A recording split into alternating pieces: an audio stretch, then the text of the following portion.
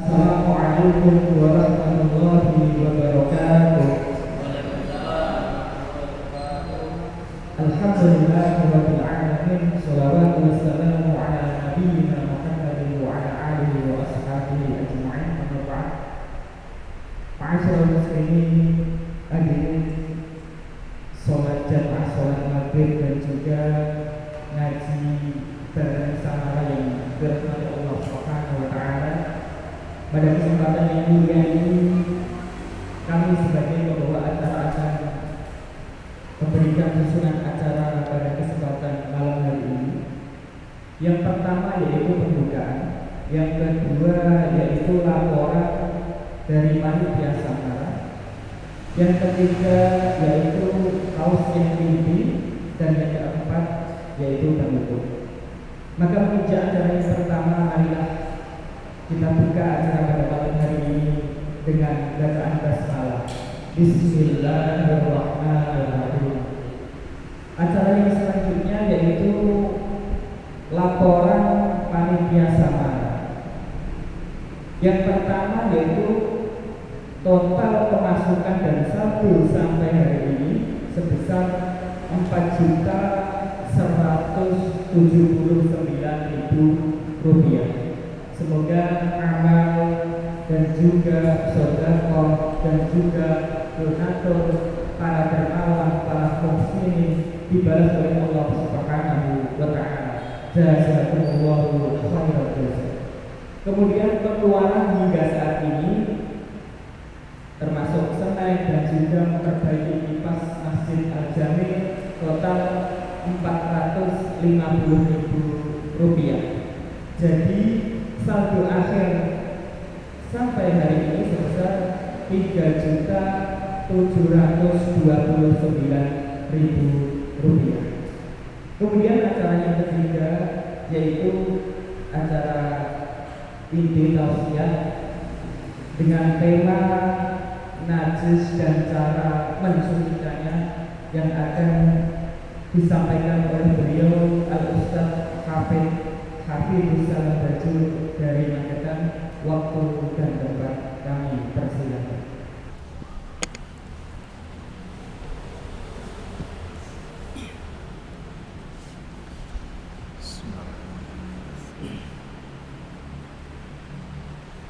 Assalamualaikum warahmatullahi wabarakatuh.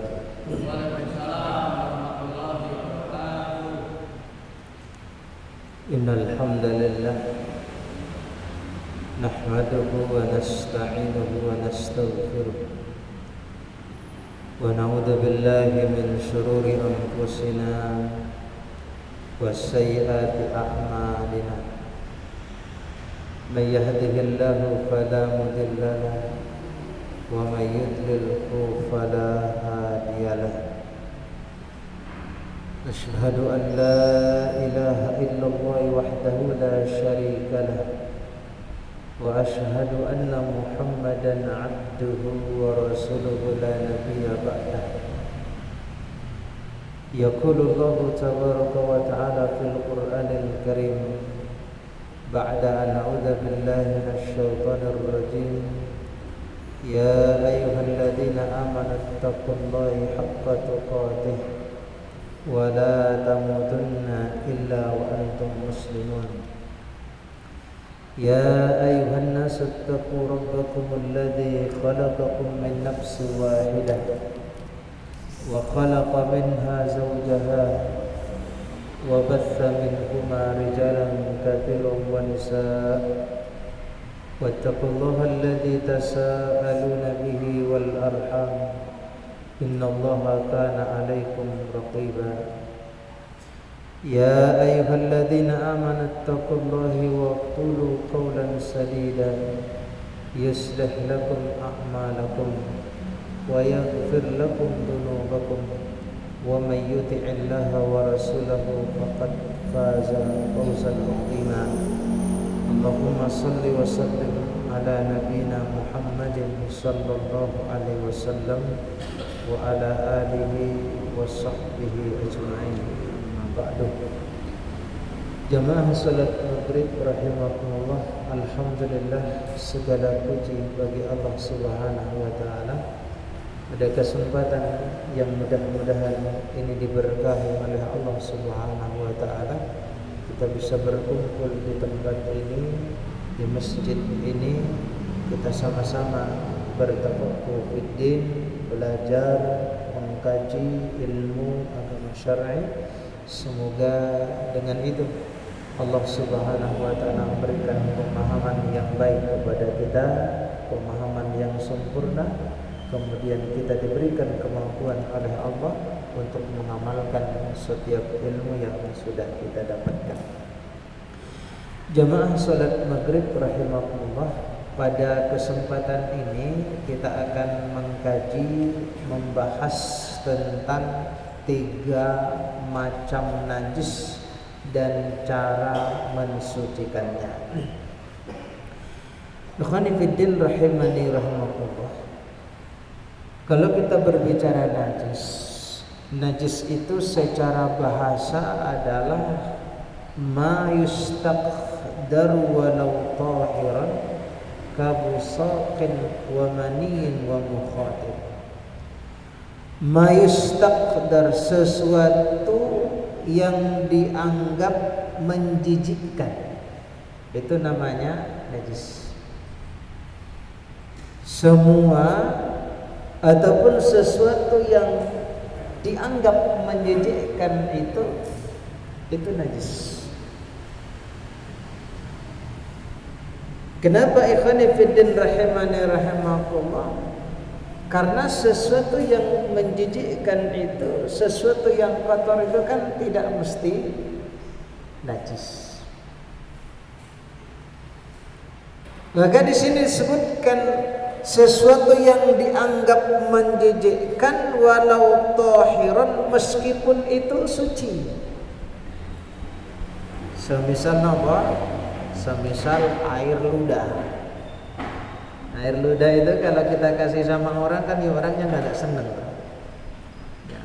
Tohir nggak air ludah itu? Tohir dia. Bersih kan, suci kan. Ya. Walau tohiran kabusaqin wa maniyin, kemudian mani. Ya. Mani itu kan sesuatu yang menjijikkan manusia. Kalaupun nanti di sana akan terjadi perbedaan pendapat di antara para ulama berkenaan dengan status mani ini. Apakah dia tahir atau dia najis? Kalau dalam mazhab Syafi'i jelas, ya mani itu tahir. Suci dia. Kenapa? Alasannya simpel saja. Kalau kita katakan yang namanya sperma, yang namanya mani itu najis, maka berarti manusia itu berasal dari sesuatu yang najis. Makanya sperma itu tidak najis. Ya, mani itu tahir. Ya, suci dia. Mungkin ada orang yang beralasan kenapa Nabi Sallallahu Alaihi Wasallam memerintahkan kepada para sahabat ketika pakaian mereka terkena mani, terkena sperma itu harus dibersihkan. Kata para ulama, ya membersihkan itu bukan berarti sesuatu itu najis. Kalau kita punya apa di rumah itu kan kotor, kemudian kita bersihkan, kan tidak mesti harus najis. Ya, itu alasannya. Tapi mereka yang beralasan bahwasanya mani itu adalah najis, ya tadi itu. Karena apa? Karena Rasulullah itu memerintahkan untuk apa? Membersihkan mani tadi itu dan ditentukan caranya. Ya. Itu secara bahasanya.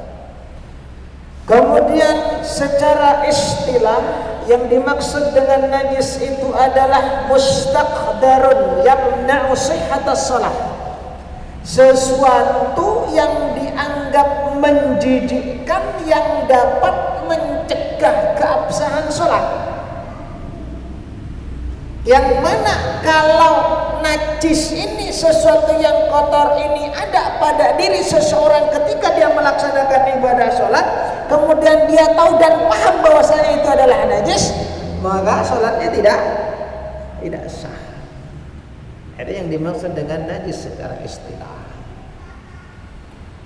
Kemudian kata para ulama berdasarkan hitungan Bapak sekalian, najis itu jumlahnya ada 20, saya sebutkan sebagian. Ya. Yang pertama itu adalah baulun, pipis. Ya, pipis.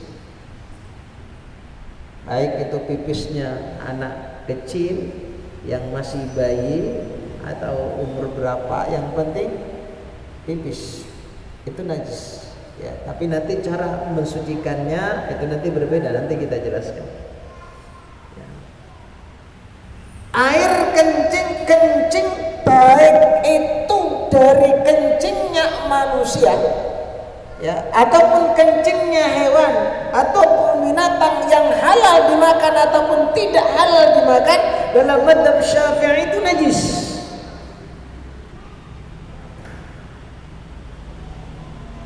Kemudian yang kedua al-madhi, ya, madhi. Madhi itu sesuatu yang keluar dari kemaluan seseorang, itu karena ada rangsangan, ya, pegang lawan jenisnya, gitu kan? Kemudian menghayal, gitu kan? Keluar itu, iringi dengan syahwat itu, maka itu namanya madhi. Gitu kan? Atau megang apa, begitu kan? Yang membayangkan kuda, ayam, begitu kan, keluar ya madi, kan. Kemudian yang ketiga itu adalah wadi. Kalau wadi itu biasanya keluar karena kecapean, ya, seharian kerja, itu kan, capek, tiba-tiba pas malam, ya ada basah-basah begitu, apa namanya, ya ada basah-basah begitu, ya itu biasanya wadi. Atau biasanya pas lagi pas lagi di kamar mandi, pas lagi lama ditanya keluar biasa. Ya, itu wadi. Ya. Kemudian yang berikutnya warautun min ghaitin, kotoran dari manusia ataupun kotoran dari binatang, dari hewan, walau min samakin wajaradin, baik kotoran itu berasal dari ikan ataupun belalang, itu najis. Jadi kotoran ikan niku, Pak, ya, itu najis. Ya.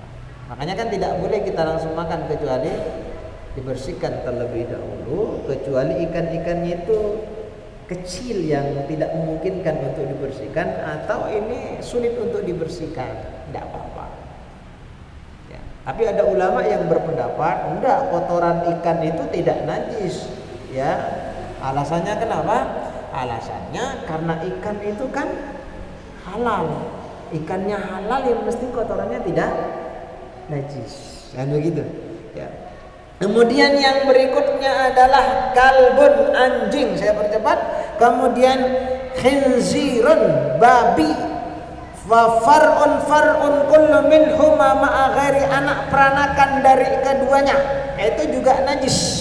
Kemudian cairan luka yang telah berubah rasanya ataupun baunya ataupun warnanya, nanah itu najis, ya, khomer itu najis. Kemudian muntahan itu meskipun belum berubah juga najis, ya. Bangkai, selain bangkai manusia, jenazah apa namanya, punya manusia, itu juga najis. Selain apa? Kalau di para ulama menyebutkan itu bangkai, selain bangkai manusia, selain ikan dan belalang, maka itu najis. Sama juga dengan darah itu dihukumi najis, ya, darah itu najis. Kemudian ikhwan sekalian, itu tadi berdasarkan hitungan najis itu jumlahnya 20, saya sebutkan sebagiannya tadi. Kemudian dari segi pembagian yang diurutkan berdasarkan tingkat hukum dan cara membasuh. Najis itu dibagi menjadi 3, ya. Yang pertama adalah najis mughalladah. Apa yang dimaksud dengan najis mughalladah itu? Najis mughalladah itu adalah najis yang berat hukumnya, ya. Hewan yang tergolong najis mughalladah itu adalah anjing dan babi. Itu berat najisnya, Pak. Ya. Dan peranakannya itu menurut mazhab Syafi'i dan Hambali. Tapi kalau menurut Maliki dan Hanafi, enggak, dia tidak termasuk najis mughalladah, najis biasa, itu anjing dan babi. Ya. Nah, kita kembali lagi kepada mereka yang berpendapat bahwasanya babi kemudian anjing itu termasuk najis mughalladah yang berat. Maka ikhwan sekalian, kalau ada benda yang terkena najis mughalladah, jilatannya, kemudian kencingnya, atau tersentuh bagian tubuhnya disertai adanya basah-basahan antara bagian tubuhnya dengan benda yang disentuh itu, maka harus disucikan dengan 7 kali basuhan. Ya. Jadi kan sekalian, katakanlah anjing ataupun babi, ya, anjing tadi itu mengenai barang sesuatu begitu kan, hanya sekedar badannya saja, tetapi badannya dengan barang yang disentuh tadi, dengan benda yang disentuh itu ada basah-basahannya, maka harus dibersihkan, disucikan. Caranya dibasuh sebanyak 7 kali.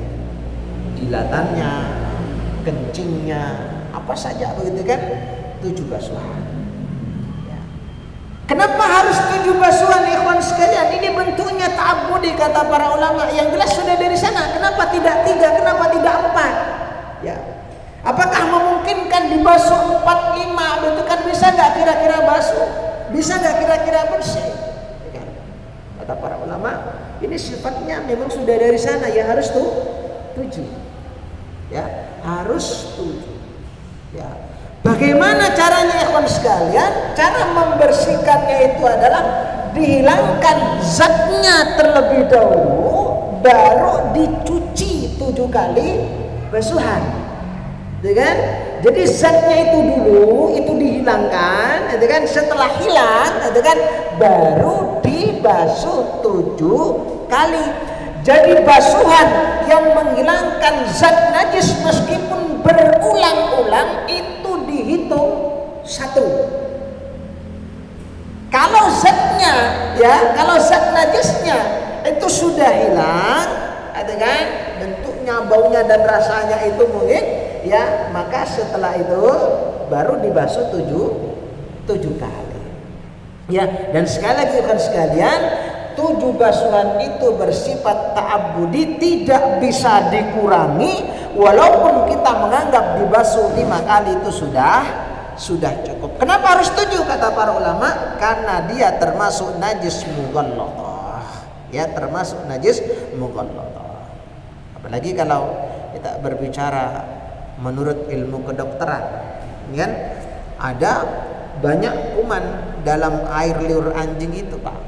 Ya, mulai dari virus nopo niku, virus nopo rabies, kemudian ada yang namanya disebut dengan nopo cacing pita, betul ya, cacing pita yang biasa itu terbawa oleh jilatan anjing dari arah anusnya ke daerah lain, karena memang kebiasaan anjing itu Bapak sekalian itu biasanya menjilati tubuhnya sendiri, itu anjing. Ya. Itu sudah biasa. Ya. Menjilati anusnya, kemudian setelah itu menjilati badannya, kan? Maka rentan dia akan membawa virus-virus itu, dan anjing itu kan banyak virusnya. Nah, dikhawatirkan nanti ketika terjadi perpindahan itu ikhwan sekalian, kan? Dia menjilat kepada benda ataupun kepada manusia, kepada sesuatu, dia membawa yang namanya virus tadi itu. Maka dibersihkan 7 kali basuhan. Dan ini sebagaimana yang disabdakan oleh Nabi sallallahu alaihi wasallam idza syaribal kalbu fi ina'i ahadikum ya falyaghsilhu sab'a, apabila anjing minum dari wadah salah seorang di antaramu kata Nabi, maka basuhlah 7 kali. Ingat sekali lagi, 7 kali itu hitungan ta'abbudi, kan? Artinya sudah memang dari sana tidak boleh kita rubah, ya, tidak boleh kita rubah. Dan juga kita harus perhatikan bahwa sekalian, ya, banyaknya debu yang wajib dicampurkan dengan air itu adalah tadi kan dicampuri dengan lanjutan hadisnya itu kan ulahunna biturab, ya. Dalam riwayat Muslim disebutkan yang pertama itu dengan debu, dalam riwayat yang lain juga di akhirnya lah. Banyaknya debu yang wajib dicampurkan dengan air itu adalah seukuran yang sekiranya debu itu bisa mengeruhkan air dan debu bisa sampai ke seluruh tempat najis itu. Jadi pastikan ketika menyampur air dengan debu itu, atau debu dicampur ke air atau air dicampur ke debu, itu pastikan ya kawan sekalian, ya, airnya itu keruh. Ya, airnya itu keruh. Ya. Harus berapa berat berapa kilo tanahnya, ya kan? Yang pentingnya keruh. Ya kan? Yang penting keruh, pastikan keruh. Dan harus rata ke tempat di mana jilatan anjing itu ya menjilat. Ya. Dan ingat kata para ulama, posisi tanah itu tidak boleh diganti dengan deterjen apapun. Pakai rinso tidak bisa. Tanah diganti sama sabun, sama rinso, sama apa itu tidak bisa. Kenapa? Karena yang namanya sabun, yang namanya deterjen apapun mereknya itu tidak bisa mensucikan jilatannya anjing, ya. Najisnya anjing itu subhanallah hanya bisa disucikan, dibersihkan dengan tanah, tidak bisa dengan yang lain, ya kan? Dan itu sudah dibuktikan, Pak, ya, tidak bisa dibersihkan dengan apapun kecuali dengan apa yang sudah ditetapkan di dalam syariat dari syariat Islam. Nah, bagaimana cara mencampurnya? Bagaimana cara mencampur antara air dengan tanah itu? Satu, ya, ini ada 3 cara yang disebutkan oleh para ulama. Mencampur air dan debu secara bersamaan, berbarengan, ya. Kemudian baru setelah itu diletakkan pada tempat yang terkena najis. Ini paling utama. Jadi air dengan debu campur bareng. Dan kemudian apa? Ditaruh ke tempat yang jilatan tadi. Itu cara yang pertama. Dan ini paling sempurna, paling baik. Kemudian cara yang kedua, meletakkan debu di tempat yang terkena najis, lalu memberinya air dan mencampur keduanya, baru kemudian dibasuh. Kemudian yang ketiga, memberi air terlebih dahulu di tempat yang terkena najis, lalu memberinya debu dan mencampur keduanya, baru kemudian dibasuh. Itu najis yang pertama, najis mughallad, babi dan anjing, ya. Itu harus kita perhatikan. Kemudian yang kedua adalah najis mukhaffafah. Apa yang dimaksud dengan najis mukhaffafah itu? Najis yang diringankan hukumnya. Contohnya adalah air kencing bayi yang berkelamin laki-laki dengan usia kurang dari 2 tahun. Itu kencingnya termasuk najis mukhaffafah. Ya. Terus bagaimana kalau kencing anak perempuan? Kalau kencing anak perempuan itu dari semenjak dia lahir itu termasuk najis yang sudah di atasnya mukhaffafah. Nanti yang dimaksud dengan najis mutawassithah, di atasnya mukhaffafah. Ya. Kalau perempuan itu dari awal itu sudah lebih berat dia daripada laki-laki ini.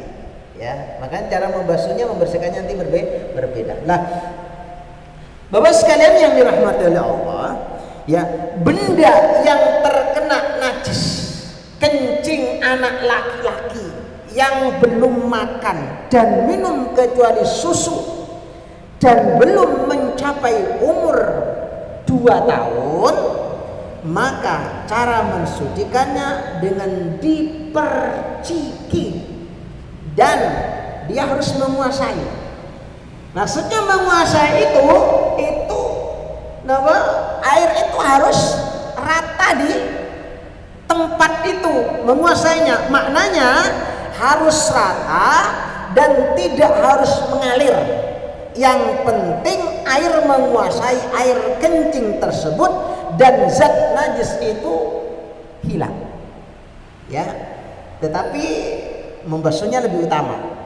Ya, membasuh lebih utama. Ya, kalau tadi kan diperciki, tapi membasuh itu lebih utama. Dan kebolehan diperciki ini dengan syarat benda tersebut itu tidak bercampur dengan basah-basahan. Ya, kalau dia bercampur dengan basah-basahan kencing anak kecil yang belum berumur 2 tahun itu bercampur dengan basah-basahan, maka caranya mensucikannya itu dengan cara dibasuh, bukan diperciki. Itu kalau dia bercampur dengan sesuatu yang basah, ya, dengan sesuatu yang basah, ya.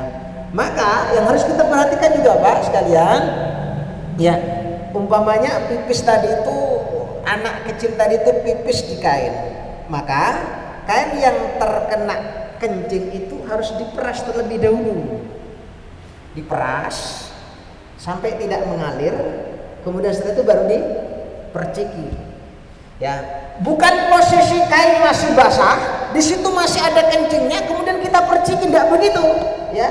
Tapi kain itu diperas dulu, gitu kan, sampai tidak ada yang menetes, lah baru setelah itu diperciki air, ya. Atau ya dari awal atau dia posisinya sudah kering, ya. Maka kalau sudah kering, jadi tinggal merciki. Jadi sekali lagi, tidak boleh pas posisi basah itu, pas posisi masih mengalir itu kemudian kita perciki, tidak boleh, diperas terlebih dahulu. Ya, jadi seperti itu. Kemudian, ya, ikhwani fiddin rahimani rahimahullah, dikecualikan dari kencing anak laki-laki yang tetap harus dibasuh walaupun belum berumur 2 tahun. 1, itu kotorannya dan seutainya, itu tetap dibasuh, tidak boleh diperciki, ya, tidak boleh diperciki. Yang kedua itu muntahannya, ya. Air kencing anak laki-laki yang telah makan atau minum selain susu, ya, dan bentuknya itu adalah untuk gizi istilahnya, maka juga harus dibasuh, tidak boleh diperciki.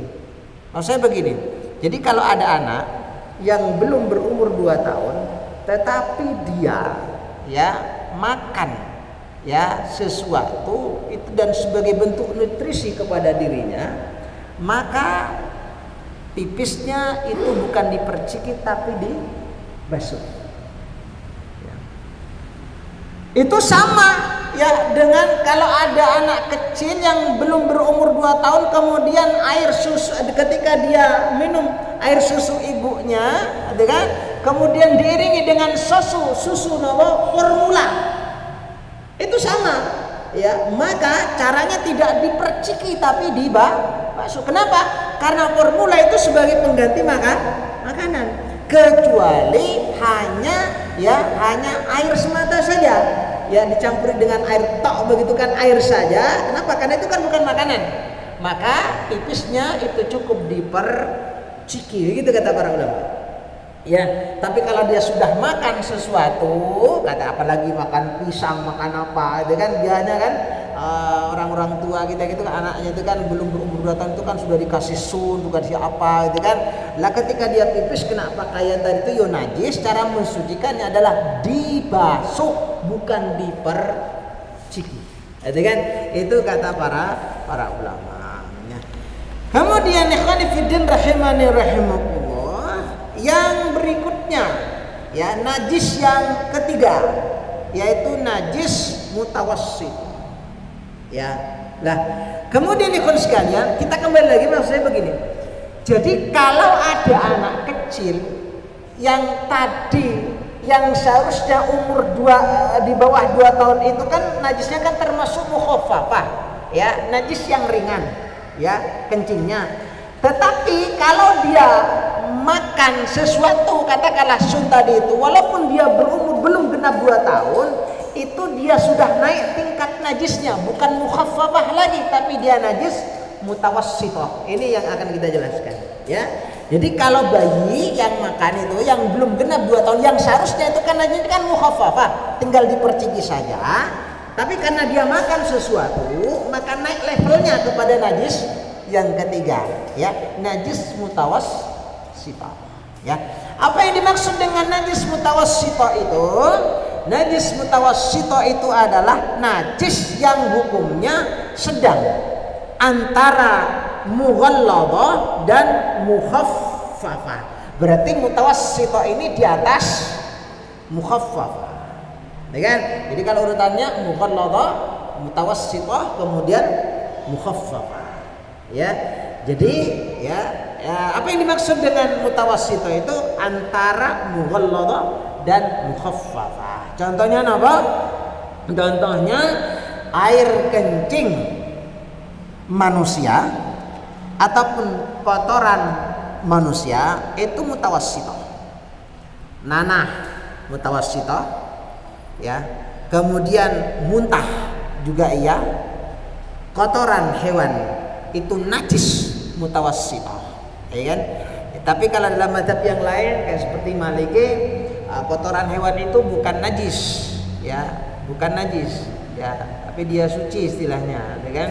Tapi dia suci. Tapi dalam mazhab Syafi'i itu kotoran binatang itu termasuk najis, ya, termasuk najis, ya.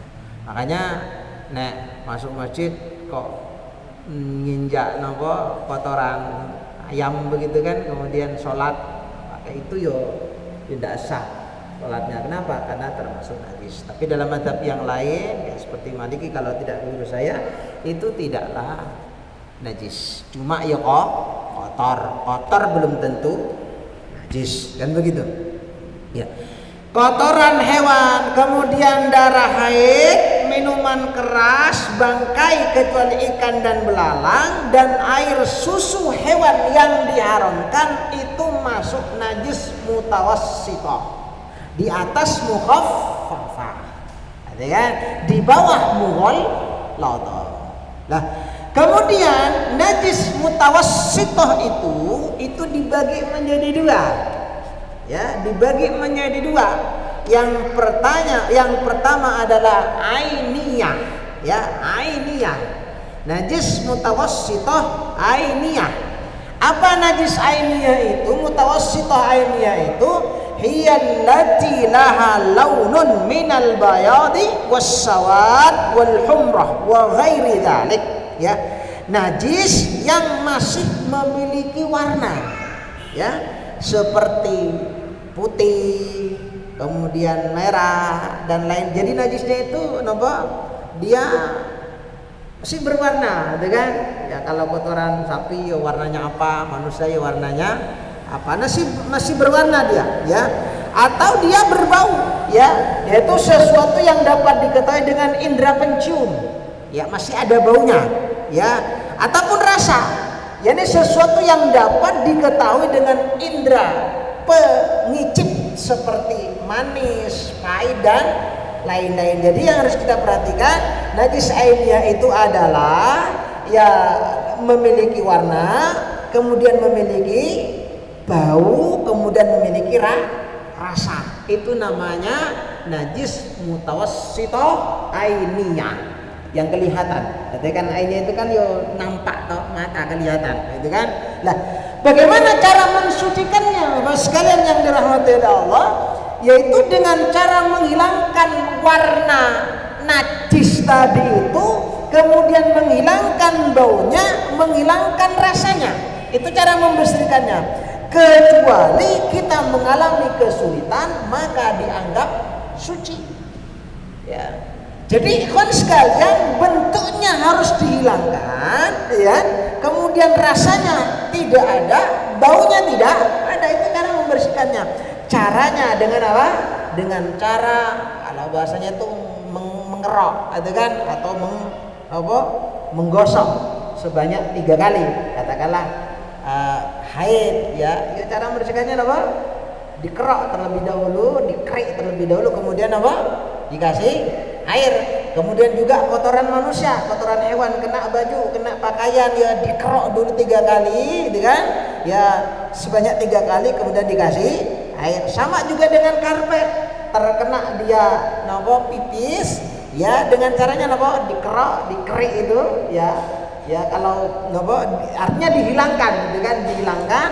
Kemudian setelah itu dikasih air, yo karpet, yo baju dan sebangsa dengannya. Kemudian setelah itu dia tuangkan air sampai zat najis bekasnya itu hilang.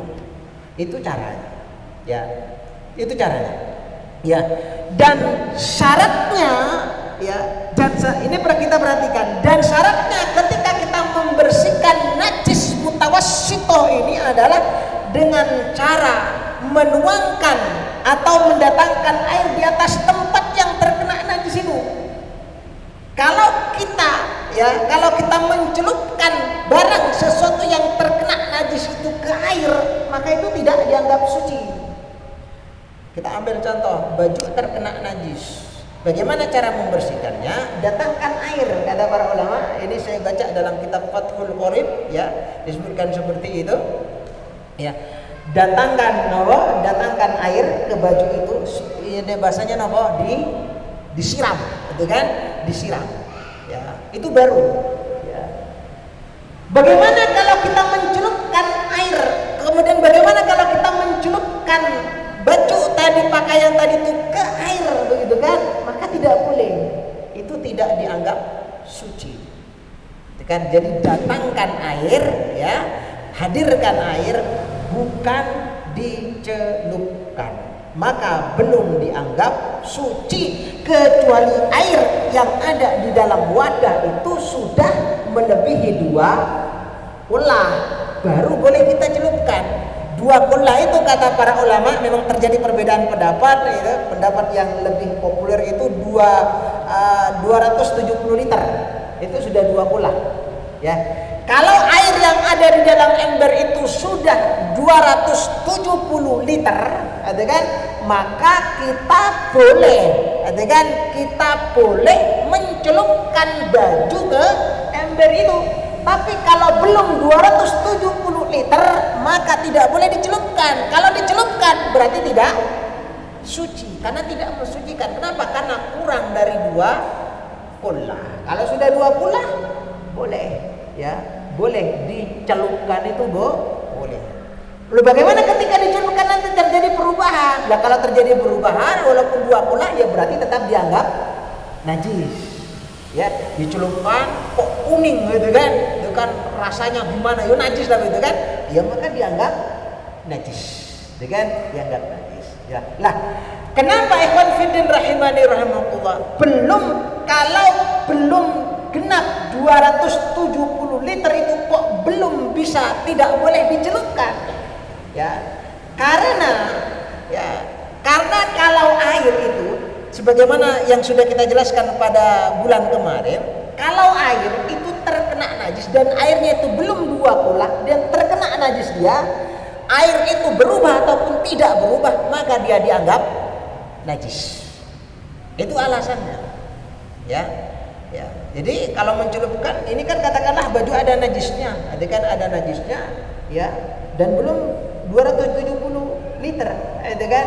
Kita celupkan. Ketika kita celupkan pakai tadi najis, air itu yang ada di ember itu walaupun berubah ataupun tidak berubah, maka dia dianggap najis. Kenapa? Karena sudah terkena najis. Gitu. Kemudian ikhwan fillah rahimani rahimakumullah, ya. Bagaimana persoalannya, ya? Apakah boleh seseorang itu mandi junub dengan air yang kurang dari 2 kullah? Kata para ulama, ya, air yang digunakan untuk bersuci tidak dituntut harus 2 kullah. Yang penting airnya itu suci, air mutlak istilahnya, ya. Ya, jadi seperti itu, ya. Kemudian ikhwan fillah rahimanallah, kemudian timbul pertanyaan begini, yang kita sampaikan tadi kan ketika kita membersihkan najis itu kan di karpet, kemudian di pakaian kita, di sarung kita itu kan harus mendatangkan air, itu kan bukan mencelupkan. Nah, bagaimana caranya? Ini kan mensucikan pakaian yang terkena najis menggunakan mesin cuci. Ini kan bagaimana caranya? Ya, ini kalau kita berbicara dalam mazhab Syafi'i, ya, karena tadi itu ada istilahnya dua kullah itu kan, dan sebagaimana kita sampaikan tadi, maka caranya adalah untuk menghindari itu, caranya adalah masukkan pakaian ini kalau pakaiannya najis loh ya Pak ya, kalau nggak najis yo ini nggak kena sini, gitu kan? Tapi insya Allah pakaian kita apa najis? Kan cuma keringat toh biasanya, gitu kan? Tapi kalau bercampur dengan popok anak kita dan sebagainya itu kan najis nanti, gitu kan? Ya. Tapi kalau pakaiannya cuma kotor dan sebagainya, ya ini tidak masuk, gitu kan? Maka ikhwan sekalian, caranya adalah masukkan pakaian ke mesin cuci itu tanpa sabun, ya. Masukkan pakaian ke mesin cuci tanpa sabun, ya. Kemudian setelah itu air dituangkan ke mesin cuci hingga merata ke seluruh pakaian. Kalau sekarang kan ada istilahnya kan mesin cuci otomatis kan, tidak perlu kita tuangkan, nanti kan yang ngalir sendiri, gitu kan? Ini kan kalau manual, gitu kan? Kalau manual kan kita tuangkan, kalau nggak manual kan ya kan tinggal mesin cuci dihidupkan sekali kan ya langsung berjalan terus, begitu kan? Ya.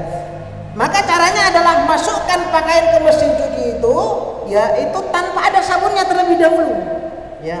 Kemudian setelah itu, ketika sudah masuk, ya pakaian, air kan mengalir itu dari keran itu kan, mengalir, ya. Tadi kan tanpa sabun, ya. Maka biarkan dia menggilingnya tadi itu merata ke seluruh pakaian. Kemudian setelah itu, ya setelah rata, setelah digiling itu kan biasanya, maka ganti air apabila terlihat ada perubahan. Kalau tidak ada perubahan yang mencolok, kata para ulama, tidak usah diganti. Ya kan? Tidak usah diganti. Kalau tadi kan mesin otomatis kan akan keluar sendiri kan, kemudian nanti akan mengisi air baru. Nah, setelah air itu dikeluarkan, dibersihkan, gitu kan, maka bersihkanlah pakaian seperti biasa. Setelah itu kita boleh naruh sabun di situ. Berarti kan air yang berikutnya, gitu kan, air masuk itu kan, kan kalau air mesin otomatis itu kan dua kali gitu kan. Air pertama itu kan giling sabun, giling itu, kemudian dikeluarkan, gitu kan. Kemudian terkeluar nanti kan mengisi air lagi, gitu kan. Lah, ketika di air yang kedua, lah sebelum air yang kedua itu ya di situ kita masukkan sabun, ya di situ kita masukkan sabun, karena saat itu bukan lagi kita mensucikan pakaian dari najis. Kalau putaran yang kedua itu, ya akan tetapi kita hanya membersihkan pakaian dari kotoran saja. Itu kata para ulama. Jadi sekali lagi tidak boleh ya kita ya memasukkan ke mesin cuci baju plus langsung sabunnya. Sabunnya diakhirkan dia kena pada air yang kedua. Jadi begitu. Itu najis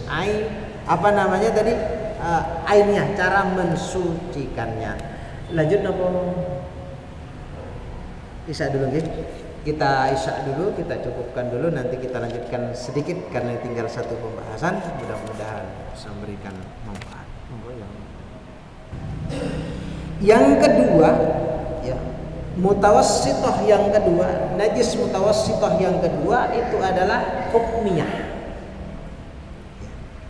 Hukmiyah itu adalah najis yang sudah tidak ada wujudnya. Maknanya berarti sudah tidak ada warnanya, sudah tidak ada baunya, tidak ada rasanya, namun secara hukum itu masih dihukumi najis. Itu namanya hukumnya. Kalau ainiyah tadi nampak ada wujudnya, kelihatan, tercium dan bisa dirasa, itu kalau ainiyah. Tapi kalau hukumnya itu wujudnya sudah tidak ada, ya sudah hilang, tapi dia masih dihukumi tetap najis. Ya. katakanlah nopo terkena kencing gitu kan, terkena kencing di situ, tapi sudah tidak ada baunya, dengan sudah tidak ada rasanya kan, gitu kan, sudah tidak ada wujudnya, tapi dia tetap masih najis. Bagaimana cara mensucikannya? Cara mensucikannya itu adalah dengan mengalirkan air di atasnya. Ya. Maksudnya mengalirkan air di atas tempat yang terkena najis hukumnya itu sebanyak 1 kali saja, meski tanpa disengaja mengalirkan air, tapi di situ ada air, maka itu juga dianggap suci. Contohnya apa? Contohnya kena air hujan, kan tanpa disengaja kan? Ya ada karpet, ya sudah hilang bau rasanya, tapi di situ ada najisnya, gitu kan? Kemudian kena hujan, begitu kan? Maka dia begitu cara artinya dia sudah dianggap suci dan bersih. Itu najis mutawassithah. Yang kedua yaitu hukmiyah. Ya, Bapak sekalian yang dirahmati Allah, saya kira pembahasan 3 macam najis dan cara mensucikannya kita cukupkan. Sebelum kita tutup, mungkin ada yang disampaikan. Assalamualaikum warahmatullahi wabarakatuh. Waalaikumsalam. Terima kasih Ustaz. Ini kan musim hujan. Jalan-jalan itu kadang-kadang ada cembokan air.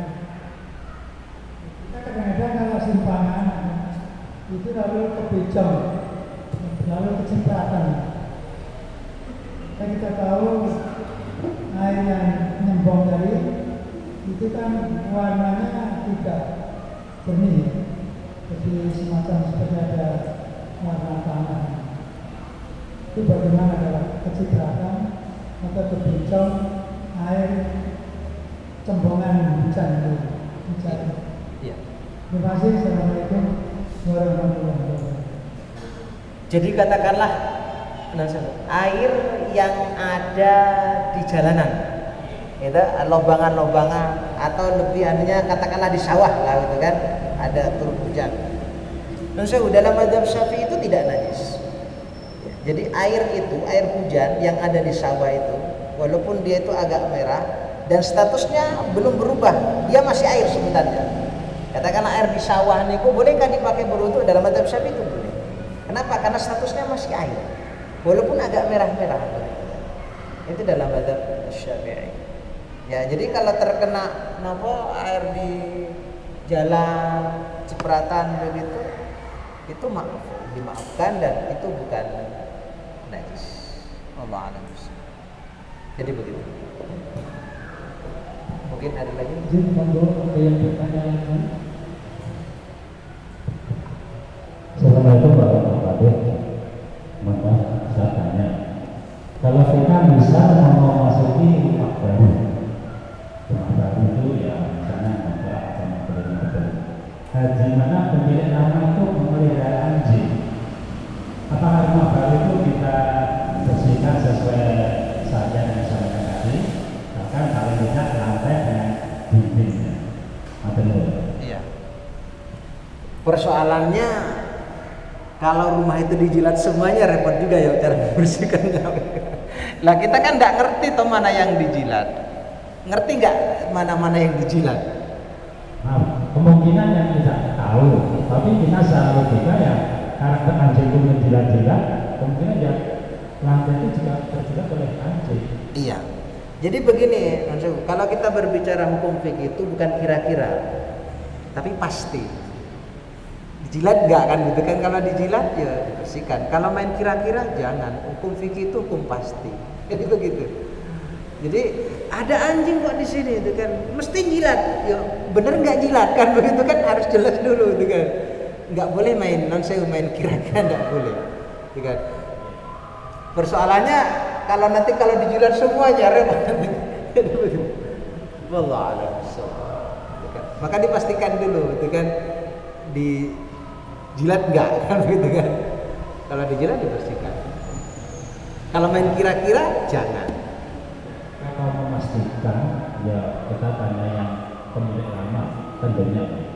Tapi kalau kita kita mengetahui kebiasaan anjing, ya kita pastikan aja dia itu menjilat tempat makan di dinding atau di lantai. Kalau kita pastikan dia menjilat dan kita tidak tahu tempatnya yang dijilat yang mana, bahkan mungkin di ruang dapur, di ruang tamu atau di teras, di mana dia kan kalau pelihara anjing kadang dibebaskan di mana saja dia berada. Kalau kita kembali kepada hukum asal, ya artinya hukum asal itu kan rumah itu kan suci bersih. Ya, berarti enggak. Kalau kita ragu yo, tidak apa-apa dibersihkan itu kan. Ya tadi ditunjukkan. Kalau jenengan merasa, tapi sekali lagi hukum fikih itu pasti. Maksud saya tidak kira-kira.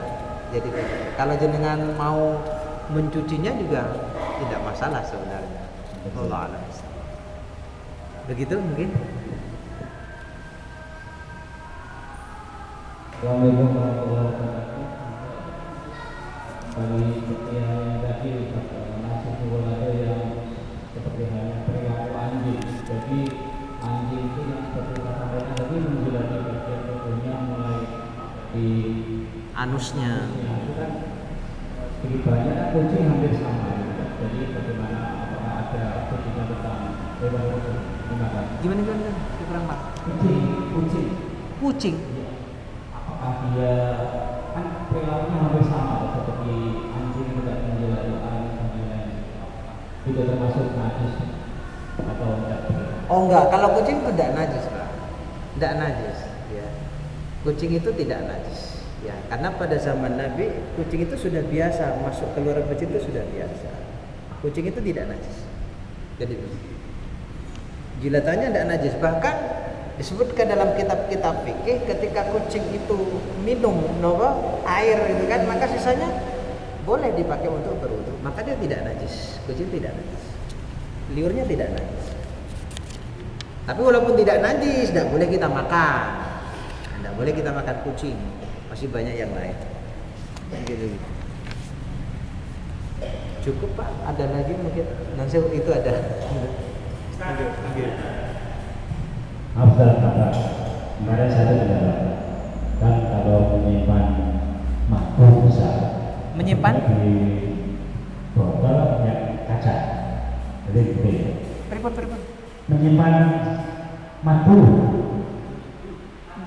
yang saya Menyimpan apa Pak? Madu. Ya, itu. Dan di tempat botol lebih bagus daripada di tempat yang plastik. Hah? Nah, kita dalam mendapatkan botol itu ternyata bekasnya Khomar. tapi karena mungkin terlalu sudah lama, bau komer itu tidak ada. Apakah botol ini termasuk suci atau tetap dikatakan najis? Makanya begini, saya katakan tadi, dipastikan dulu itu botol khomer atau botol khomer. Betul komer? Dan jenengan ngerti itu tidak dibersihkan. Jenengan ngerti bahwasanya botol tadi itu belum dibersihkan.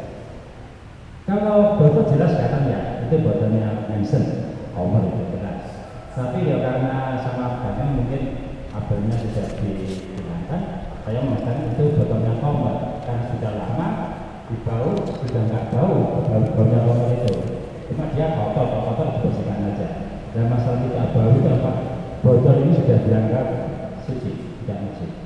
Jadi begini, makanya kita sampaikan tadi, kalau memang ya kan kita begini Pak, ya katakan mungkin ya, kita kan juga main kira-kira juga begitu kan. Persoalannya kan tadi bertanya kan ini kan kan masih kira-kira juga gitu kan. Yo, kan siapa tahu ketika orang tadi itu memasukkan madu ke dalam botol tadi itu, botol khomer tadi itu kan siapa tahu dia sudah membersihkan juga. Ada kan sudah dibersihkan, dan khomer itu termasuk najis apa tadi? Mutawassito. Bagaimana cara membersihkan najis mutawassito tadi itu? Mengalirkan ya, mendatangkan air ke situ kan, tinggal dikocok-kocok kan ya. Sudah selesai toh, kan sudah bersih. Artinya harus hilang apa tadi? Baunya, rasanya, bentuknya sudah selesai. Tapi ada rasanya gitu ya Pak. Ada rasanya gitu ya ternyata. Ada rasanya ternyata botolnya tadi itu ketika dikasihkan. Apakah botol komer meskipun sudah sudah nggak ada bau kan, itu berarti botolnya komer ini masa dipakai minuman komer? Enggak apa-apa, botol homer itu dipakai enggak apa-apa. Yang penting kan tadi syaratnya apa?